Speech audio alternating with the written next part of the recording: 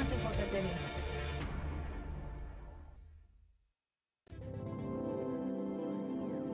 El siguiente programa es clasificación A, apto para todo público.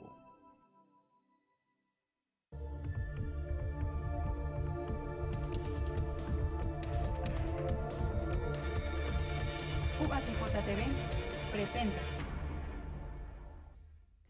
Amigos, ¿qué tal? Bienvenidos, qué bueno que nos acompañan a esta emisión de Énfasis. Saludamos a quienes nos ven a través de 44.3 aquí en nuestra región fronteriza de Ciudad Juárez, El Paso. Quédense con nosotros, comenzamos la emisión de hoy.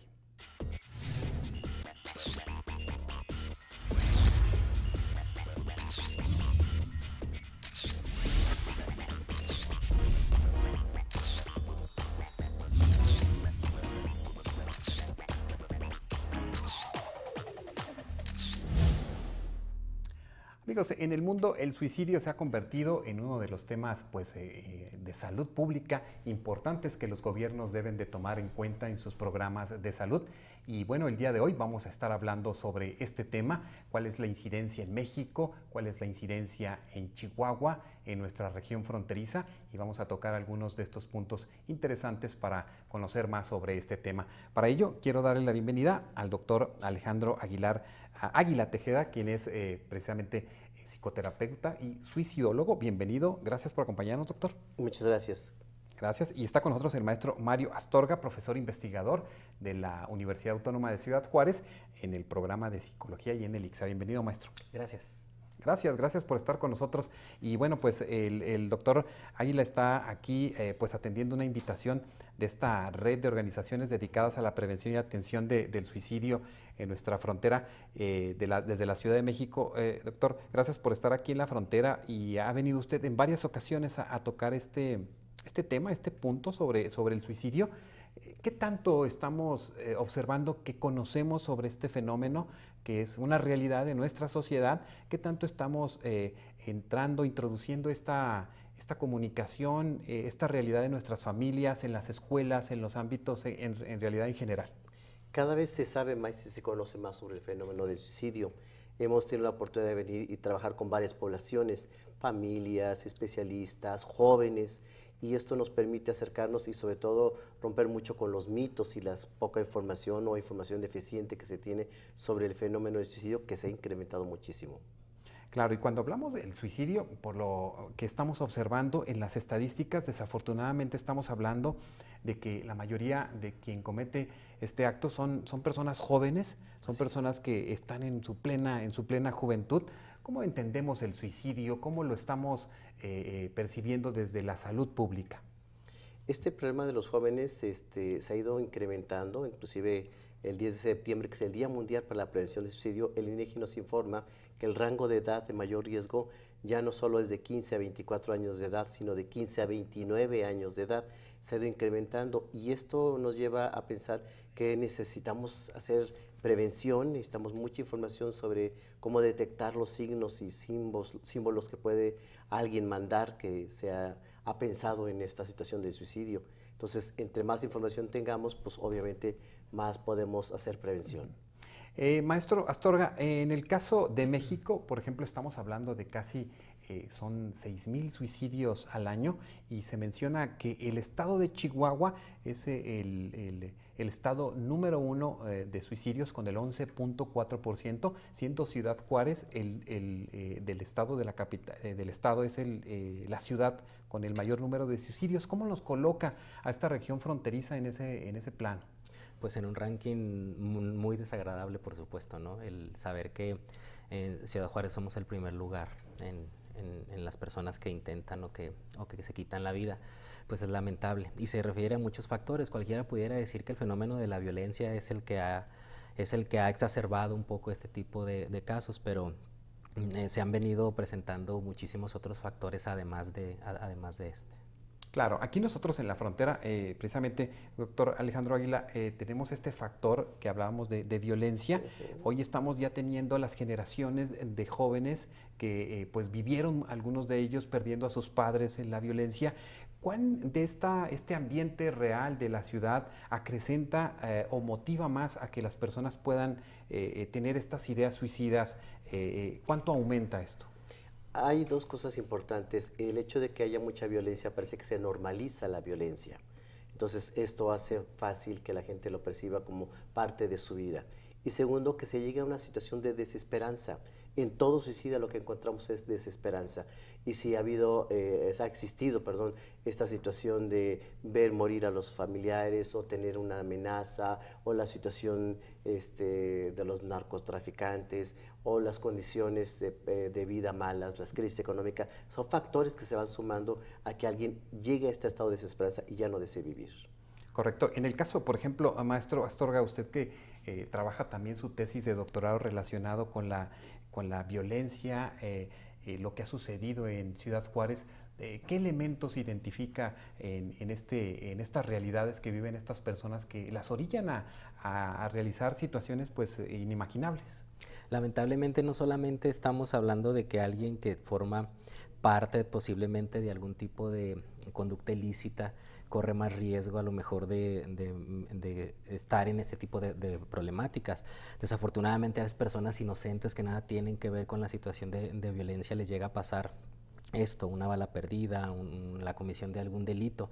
Y esto lleva a que precisamente lo que menciona el doctor sobre la desesperanza es: no puedo hacer nada para evitar esta situación. Y hago dos cosas. Una, o tiendo a normalizarla, que yo lo veo como un mecanismo incluso defensivo. Es tanto lo que no puedo elaborar en mi conciencia que lo que hago mejor es normalizarla y tratar de ver como algo cotidiano. O la otra es tratar de solucionarlo, y al no poder empezar a somatizar o empezar a enfermarme, ya sea de manera física, de manera mental, ver a mis familiares también sufriendo pérdidas de familiares, muertes, problemas económicos, problemas de educación. El padre o la madre que se encargaban de la familia a veces desaparecen en el mismo tiempo, se van de la familia y es el hijo quien tiene mayor que entrar al quite. La abuela se tiene que hacer cargo, el abuelo, es decir, toda la estructura familiar cambia.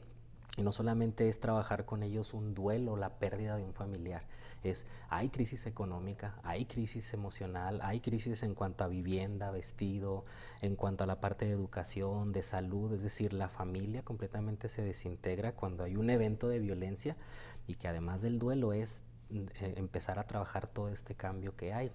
Y eso genera muchos problemas, frustración y esa poca esperanza de poder solucionarlo, al grado de que muchas personas deciden intentar quitarse la vida o consumir el acto de suicidio. Claro, cuando hablamos de que alguien se suicidó, ¿cuántas personas lo intentaron, doctor? ¿Cuántas personas tuvieron en su idea? Porque al final de cuentas va pasando la vida y de repente con el paso del tiempo todos podemos decir: en algún momento yo hubiese querido ya no existir o tener esta idea, a lo mejor en un momento depresivo, de tristeza, pero ¿cuánto estamos hablando de que sí lo concretan, y cómo estamos en esos números?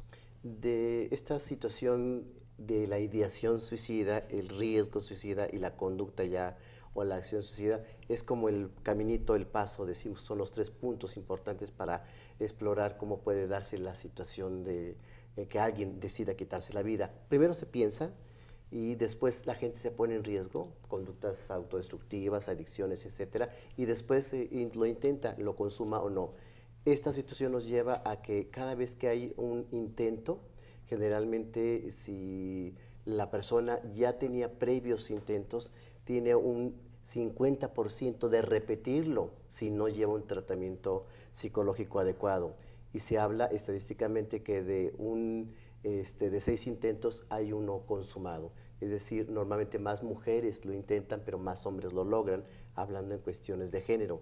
Lo que sí encontramos es que si alguien está pensando en la condición suicida, ya de allí se requiere la intervención para identificar cuáles factores pueden ser predisponentes y que lo lleven a la consumación. También recuerdo yo en una charla en la que precisamente usted estuvo, donde hablábamos del manejo, a veces del mal manejo que algunos medios de comunicación o prensa desarrollan, que, por ejemplo, una persona en ocasiones decide suicidarse de alguna manera, no lo logra, pero queda afectada Y entonces también ya no se le da un seguimiento porque ya no se le contempla ese acompañamiento psicológico o psiquiátrico o médico. Es que necesariamente alguien que lo está pensando requiere atención psicológica y alguien que lo intentó, lo logre o no lo logre, sí requiere toda esta ayuda. Si no lo logró, esta persona no ha resuelto el conflicto que lo llevó a la acción suicida. Por eso hay necesidad de explorar cuáles son los factores que lo llevaron a esta decisión. Y si lo logró, pues hay toda una labor con la familia, los amigos y las personas que estuvieron alrededor de esta persona suicida, porque no solo ellos están en riesgo, sino hay un duelo que deben seguir.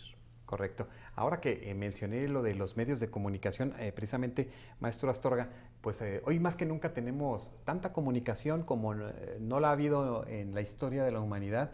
Tenemos acceso a tantos contenidos, los jóvenes, los adultos, cualquier persona. ¿Esto cómo observamos que genera también una ansiedad más o es un elemento más para que muchos jóvenes logren a veces insertarse en algunas redes y pues contemplar esta idea del suicidio como algo que quisieran hacer? Sabes que no necesariamente cualquier persona que esté en un medio de comunicación, el que sea, necesariamente tendría el conocimiento de algún tema. El hecho de nosotros ver en un medio de comunicación, escuchar a alguien, leerlo, ya de entrada pensamos y nuestra idea es pensar que tiene la razón, que sabe, que es conocedor del tema. Entonces, cuando los jóvenes leen, ven en algún medio de comunicación, escuchan a alguien relacionado con algún tema X, hay mucha credibilidad. Entonces, este tipo de retos a lo mejor que se han pasado o que han aparecido en las redes sociales relacionado con la incitación o con la generar ideas sobre suicidio son muy creíbles para los adolescentes sobre todo, y son creíbles porque yo he visto que muchos de ellos buscan, aunque nosotros lo veamos desde acá como adultos como algo poco lógico, ellos ven muy lógico a veces en encontrar este eco de sus propias emociones, sentimientos, ideas, creencias que posiblemente no encuentren en la familia.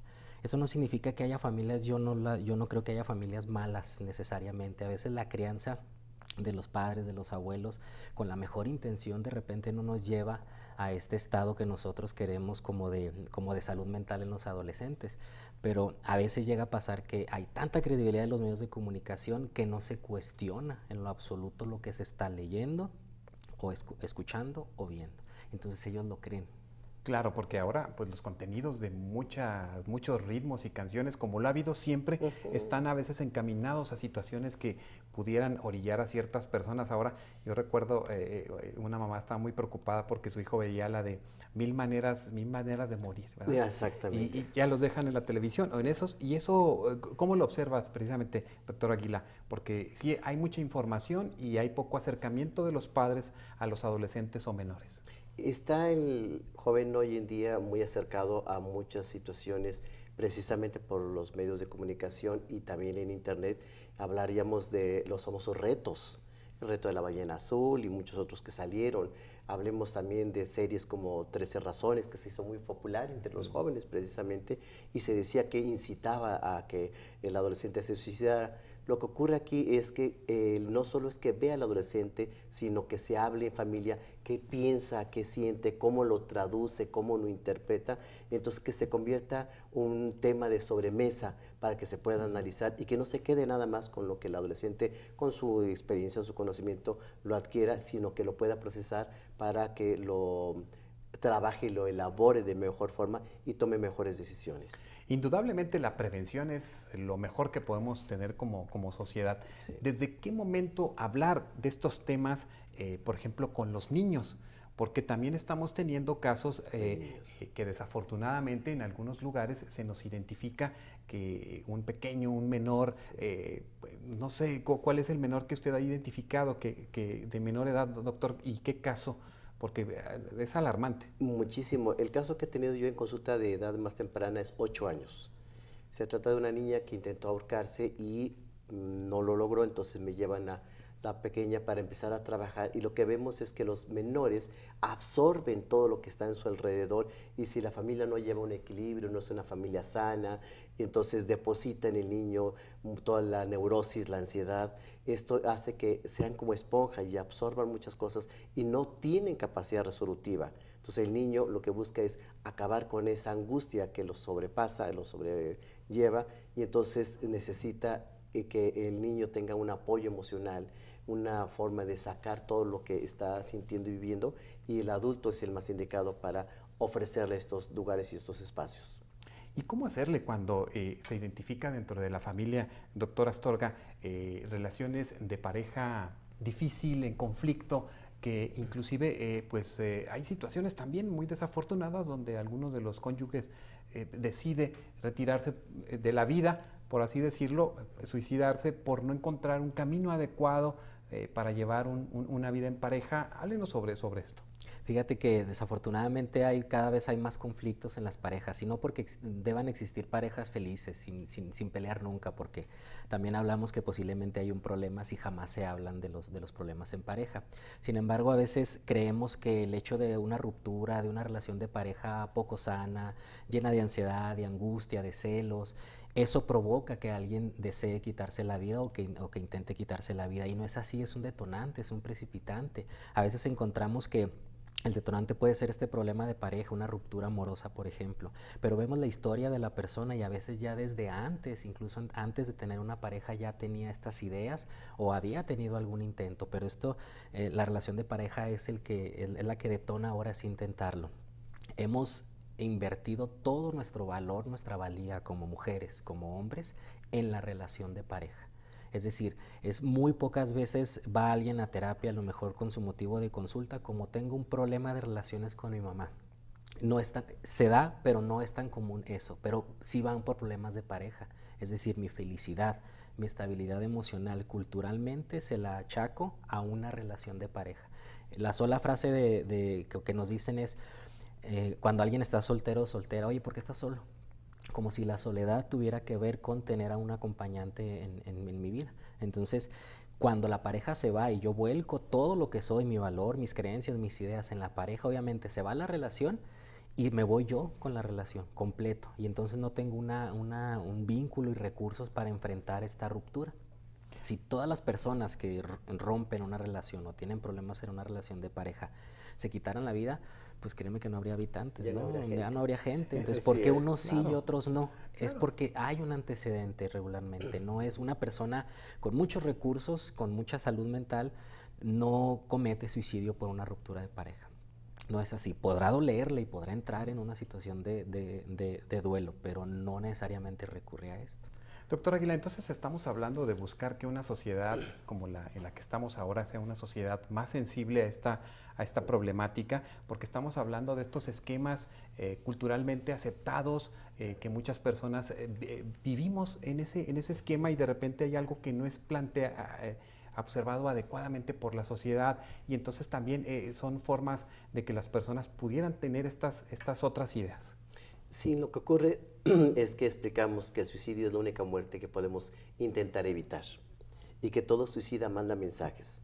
Por eso, en la medida que tengamos información y sepamos en qué momento alguien nos está diciendo, hey, yo ya no quiero vivir, con muchas conductas, las adicciones, la depresión, la situación inclusive que la verbalizan como para qué vine a este mundo, o para qué vivir, o una vida no vale la pena, o ese tipo de frases nos están diciendo que la persona ya no está contenta con la vida y que probablemente haya un intento. Entonces, en la medida que como persona, como familia, como sociedad, sepamos lo amplio que es el fenómeno del suicidio, tenemos información que nos protege. Claro, cuando estamos en los ámbitos educativos, maestro Astorga, ¿cómo observa precisamente a los jóvenes de hoy? Porque está, pues a veces hablamos de las redes sociales, ¿no? Está a veces algún ciberacoso, a veces puede haber esta situación que nos puede dar risa o nos puede causar mofa a mucha gente, pero no observamos que estamos dañando quizás la autoestima de los mismos compañeros. ¿Qué sucede en el ámbito universitario, por ejemplo, en el que tú te desarrollas? Mira, lo que es a nivel licenciatura, incluso también en posgrados, hay mucha presión. De entrada, estudiar una licenciatura, un posgrado, no se diga también a nivel de preparatoria y secundaria. Hay mucha presión. Una de las cosas de las áreas por las que se evalúa mucho a las personas, a los jóvenes, a los adultos, es a través del ámbito escolar.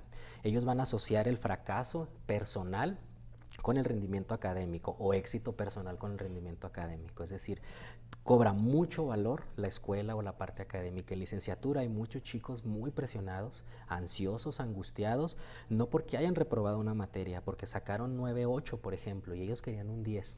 Esta exigencia viene de ellos mismos, pero también culturalmente aprendida, en donde me enseñan que yo tengo que ser perfecto y que si consigo algo tengo que ir por más. Puede ser que yo consiga algún objetivo en mi vida, pero cuando ya no puedo conseguir el otro, los otros se quedan atrás y entonces la persona se está sobreexigiendo, y veo alumnos muy angustiados por una tarea que pudieron mejorar, por una décima que pudieron sacar, porque lo asocian con éxito. Y entonces esto genera y va mermando autoestima, va mermando recursos, porque es como a cuentagotas. No es que se haya a un estudiante a lo mejor intentado quitar la vida porque va a sacar una baja calificación. Es como la gota que derrama el vaso. A veces la historia es de mucha presión académica. Claro, y a veces esta presión llega desde la niñez, ¿no? Porque vemos a veces en los niños ahí cómo hacer este manejo de los padres que nos ven y nos escuchan, doctor Águila, porque observamos mucha presión en los niños desde temprana edad. Yo trabajo mucho con niños y me sorprende que efectivamente parecía ser que el adulto quiere al niño escolarizado, ¿no? Sí. Y no, hay que enseñarle a los papás que el niño debe ser un niño integral, que a lo mejor no es muy bueno en las matemáticas o en las materias, pero puede ser un buen deportista o tiene recursos para ser un buen cantante o algo que se desarrolle en el ámbito artístico. ¿Sí me explicó? La idea es que el niño sea integral, que el niño no nada más lo veamos como el que tiene que sacar 10 o cumplir con la escuela porque es su única obligación, ¿no? El niño debe tener una diversidad de actividades y eso lo haría más saludable. Claro, porque también está pues el papá que obliga al niño a ir a fútbol y no quiere ir, o la mamá que quiere que vaya al baile y no quiere. Entonces todos esos esquemas generan estas presiones o estas ansiedades que pueden detonar en un momento determinado en algo muy pues fuerte, como lo puede ser el suicidio. Ahora en esta recta final que ya nos encontramos, ¿cuáles serían este ejercicio que podemos hacer como personas y como sociedad, doctor Águila, para entendernos y buscar pues una mejor salud mental de nosotros y del ámbito en el que nos desarrollamos? Siempre hablamos nosotros desde la suicidología de estas conductas autodestructivas que todo mundo tenemos. En la medida que identifiquemos estas conductas, sabremos o equilibrar qué tan bien o qué tan mal andamos con la vida y evitar ese tipo de situaciones donde nos ponemos en riesgo o donde nuestra vida no es tan adecuada o no tenemos una felicidad completa y que siempre estamos en carencias, en limitaciones, en enfermedades, ya lo tocabas, en las enfermedades psicosomáticas que se han dado muchísimo. Es decir, necesitamos hacer una autoevaluación de nuestra vida todos los días para identificar qué tan felices o qué tan comprometidos estamos con la vida. Claro, y además, por ejemplo, en el ámbito laboral, maestro Astorga, también es bien interesante. A veces hay compañeros, bueno, a veces, por ejemplo, hay áreas muy grandes de trabajo donde los trabajadores pues no se conocen, quizás algunos sí, algunos no, pero hay áreas donde sí hay la posibilidad de una charla, de un compartir, y en ocasiones se hace dura la convivencia en los trabajos y esto también genera presión. Por supuesto, ¿no? Además de esto, sí, el mobbing que se da, es como el bullying, pero en el trabajo. Adultos, así. Entonces, claro que a veces no solamente es un compañero que no nos llevamos bien o que no tenemos algún vínculo, a veces es con esa intención de yo hacerle daño a mi compañero de trabajo, compañera, por alguna razón en especial, y esto puede generar o puede detonar ideas de suicidio, conductas de riesgo o generar estrés en el trabajo, y también puede contagiar el área de familiar, personal, académica. Correcto. Es decir, se origina en un lado, pero tarde o temprano todas las áreas de mi vida se van a contagiar también. ¿Qué sucede, doctor Águila, cuando se identifica la realidad del por qué una persona se quitó la vida, en algún caso específico que usted haya vivido, y en donde se observa que la presión de todos de alguna manera genera el que una persona haya tomado esa decisión, porque cuando pasa un suicidio, todo mundo se siente culpable.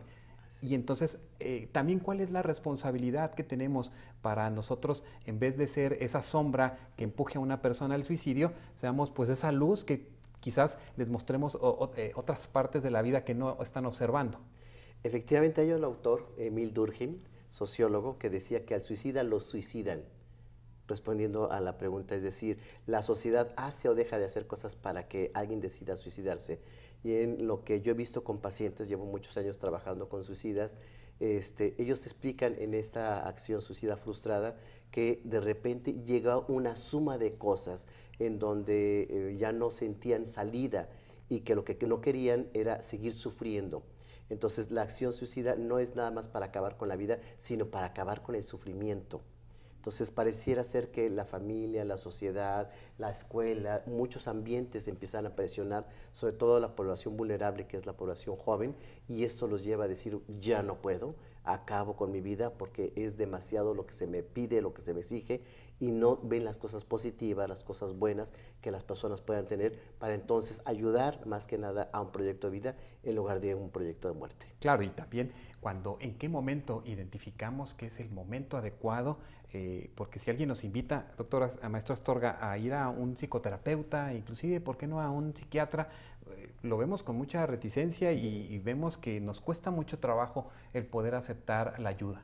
Sí, hay muchos mitos obviamente relacionados con la medicina, con la psicología y obviamente más con la psiquiatría, ¿no? Entonces, uno del trabajo del psicoterapeuta es explicar lo que hacemos, lo que no hacemos, a qué nos dedicamos y empezar a desmitificar esta profesión, que es una salida, que a veces cuando ya no se encuentra el apoyo posiblemente familiar, los recursos personales para salir adelante, la persona acude con un psicoterapeuta y es importante explicarle, porque aunque decidan ir a veces a terapia, no tienen idea de qué hace. Alguien me dijo que tenía que ir a terapia y entonces, pero ya estoy aquí, no sé qué se hace, qué me va a decir, qué me va a hacer.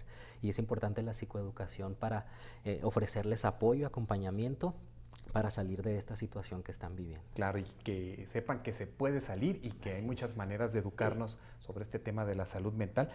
Doctor Alejandro Águila, ustedes tienen sus redes sociales también muy interesante porque las ligan con momentos de alerta que quizás puedan darse. ¿Nos puedes decir en qué redes sociales te puede encontrar la gente que nos escucha y nos ve?